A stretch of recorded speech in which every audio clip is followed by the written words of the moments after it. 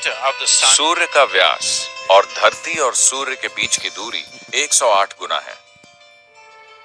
चंद्रमा का व्यास और धरती और चंद्रमा के बीच की दूरी 108 गुना है। The diameter of the धरती का व्यास और सूर्य का व्यास 108 गुना है।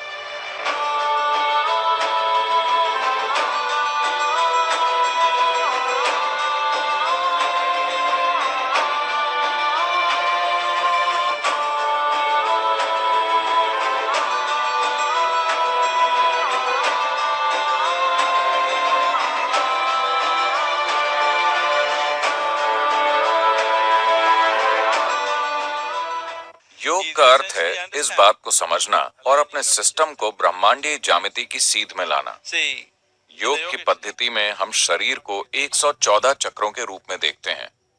72,000 नाड़ियां 114 जगहों पर मिलती हैं, जिन्हें चक्र कहते हैं। इनमें से 2 आपके शरीर से बाहर हैं, 112 शरीर के अंदर हैं। of this इन 112 में से 4 ऐसे हैं जिनके बारे में आपको कुछ नहीं करना होता है।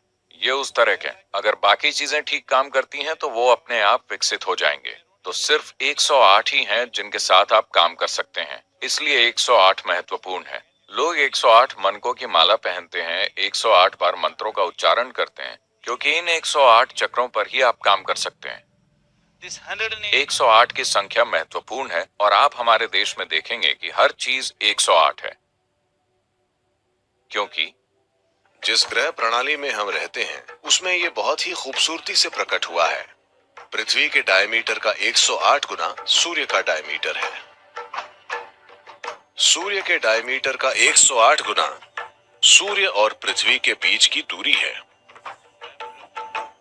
चंद्रमा के डायमीटर का 108 गुना चंद्रमा और पृथ्वी के बीच की दूरी है। और जिस तरह से पृथ्वी के सूर्य के चारों तरफ घूमने के मार्ग को बांटा गया है, 108 उसमें भी शामिल है। उदाहरण के लिए पृथ्वी सूर्य के चारों ओर जो स्थितियां लाती है उन्हें नक्षत्र कहा जाता है। ऐसे 27 नक्षत्र होते हैं। नक्षत्र यानी तारा नहीं, नक्षत्र से हमारा मतलब है मापने की इकाई। तो 27 नक्षत्र होते हैं और ये 27 नक्षत्र चंद्र चक्र के आधे हिस्से के भी बराबर है। 27 नक्षत्रों का मतलब है 13.5 चंद्र महीने, और चंद्र कैलेंडर इसी तरह काम करता है। एक नक्षत्र को 4 पदों में बांटा जाता है, यानी चंद्रमा के चक्र का 8वां हिस्सा, जो तकरीबन 3.5 दिन के बराबर होता है। 27 नक्षत्र के 4 पद यानी एक साल में 108 पद। तो एक पूरे वर्ष में 108 पद होते हैं। तो ये लगभग रुद्राक्ष के मनकों की संख्या की तरह है, 108। अभी पृथ्वी खुद को सूर्य के चारों ओर 108 मनकों के रूप में व्यवस्थित कर रही है, और उसी के हिसाब से आप माला में 108 मनकों का इस्तेमाल करते हैं। ये सूर्य की परिधि के चारों ओर मौजूद मोतियों जैसा है। इसके आधार पर आकाशीय प्रणाली और इंसानी सिस्टम के बीच के संबंध को जानकर बहुत सी चीजें विकसित की गई हैं।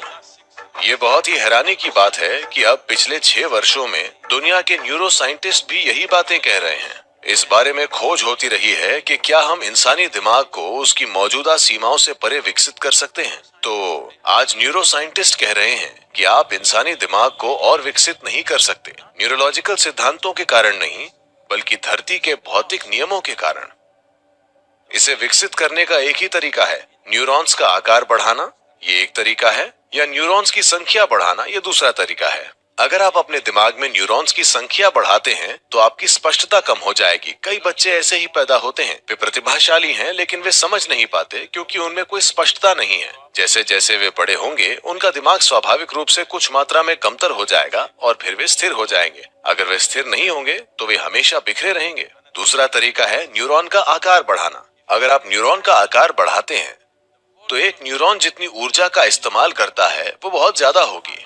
यहाँ तक कि अभी भी अगर आप अभी आराम की स्थिति में हैं, तब भी आपकी 20% ऊर्जा का इस्तेमाल सिर्फ आपका दिमाग कर रहा है। ये आपके शरीर का वो हिस्सा है जो बहुत ज्यादा ऊर्जा खाता है। शरीर का इतना हिस्सा 80% ऊर्जा लेता है। इतना सा दिमाग, सॉरी साइज की वजह से बुरा मत मानिए, ठीक है। मैं ये इतना सा दिमाग पूरी ऊर्जा का 20% हिस्सा ले रहा है। अगर आप न्यूरॉन का आकार बढ़ाते हैं तो ये 30 से 40% लेने लगेगा। मतलब आप इतनी ऊर्जा नहीं दे पाएंगे। तो आज न्यूरो साइंटिस्ट कह रहे हैं, धरती के भौतिक नियमों की वजह से इंसानी दिमाग का और विकास नहीं हो सकता। हम बस दिमाग का बेहतर इस्तेमाल करना सीख सकते हैं, पर इसे बड़ा नहीं कर सकते। ऐसा आदियोगी ने 15,000 साल पहले कहा था। उन्होंने कहा, आपका भौतिक विकास पूरा हो चुका है क्योंकि सौर मंडल अब और विकास होने नहीं देगा। जब तक सौर मंडल में कुछ बड़े बदलाव नहीं होते, आपका शरीर विकसित नहीं हो सकता। पर विकसित होने के और भी तरीके हैं और उन्होंने वे तरीके सिखाए कि कैसे एक इंसान अपनी सीमाओं से आगे जा सकता है और जरूरी नहीं है कि ये एक भौतिक विकास हो। हम इन चीजों के प्रति जागरूक रहे हैं और यही वजह है कि हमने 84 बुनियादी आसन बनाए हैं। इन 84 आसनों में से अगर आप 21 को भी ठीक से करते हैं और उनमें से बस एक पर महारत हासिल कर लेते हैं तो आपका सिस्टम ब्रह्मांडीय सिस्टम की सीध में आ जाएगा। एक बार यह सीध में आ गया तो ब्रह्मांड के बारे में हर जरूरी